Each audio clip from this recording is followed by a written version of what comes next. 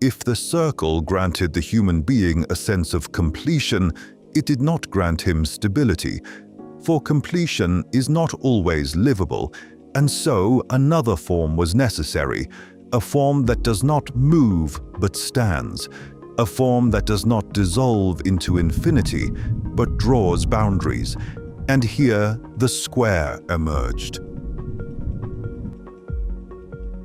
The moment the first angle was drawn, the world changed, because the angle is a decision, a point that declares here direction begins and here it ends. If the circle refuses beginnings and endings, the square defines them. It is the form that says everything must be in its place. In ancient Egypt, cities were not built randomly, but upon precise order. In China, it was said the sky is circular, but the earth is square.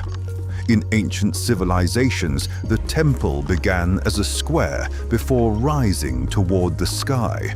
Because humanity understood early, one cannot reach upward without grounding the base. But the square did not remain on the ground, it moved inward. It was no longer a tool, but a measure. To be upright was no longer geometry, but morality. To have clear angles, defined limits, and actions that can be measured.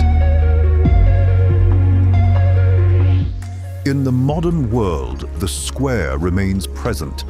In structured cities, in government buildings, in repeated windows, in identical offices. The square does not impose beauty, it imposes order.